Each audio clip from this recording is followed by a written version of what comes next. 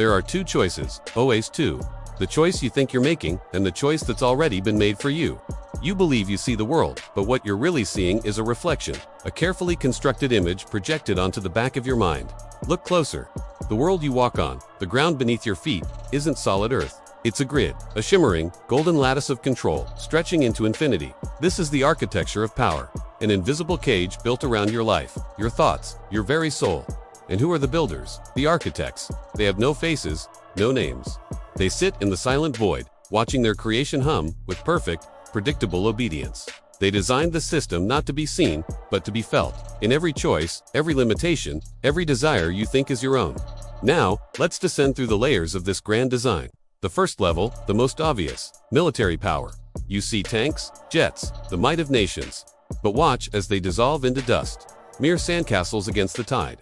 True power isn't in the weapon, but in the will that directs it. Below this, a more intimate control. Genetics. Your very blueprint. You think your body is your own, a temple of flesh and bone. But see the DNA strand, twisting and contorting, formed not from life, but from cigarette smoke, from alcohol, from the processed sugars and chemicals they feed you. A body weakened is a will easily broken. Deeper still, we find the economy. The numbers on the screen you chase your entire life. Your salary, your debt, your savings. Watch as they morph, stretching and hardening into cold, iron bars. A prison cell measured in dollars and cents, where you are both the prisoner and the guard, endlessly working to maintain your own confinement. But the most profound layer, the master program, is ideology. It's the story they tell you about who you are, where you came from, and what you should believe. It's history, rewritten. It's your worldview, prepackaged and delivered. Imagine yourself inside a small glass cube. You can see the walls, the floor, the ceiling.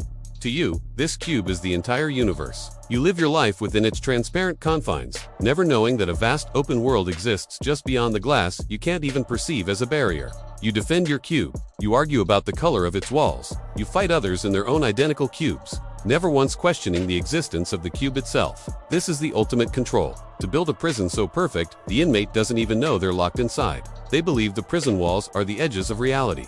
And how is this all maintained? How is the grid powered? Through you, look at the screen. On the left, a face contorted in rage, screaming at the right. On the right, a mirror image of fury, screaming back, left versus right, us versus them.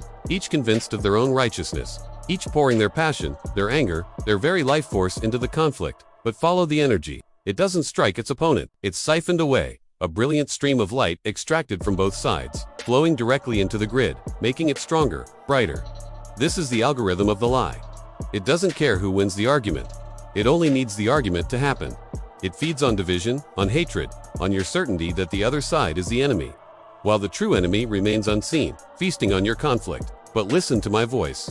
The architects have one single, fatal weakness. Their power only exists as long as you don't see the frame. Their prison only holds you as long as you believe it's the world. The moment you see the grid, the moment you name the system, the spell begins to break. Naming the frame is the first act of freedom. It doesn't mean you have all the answers. It doesn't mean the fight is over. It means the fight has just begun. It means you are awake, and an architect can't control a mind that knows it's being controlled. Now, open your eyes. The grid is shattering, the noise is fading. All that's left is the choice, your choice. What do you see now?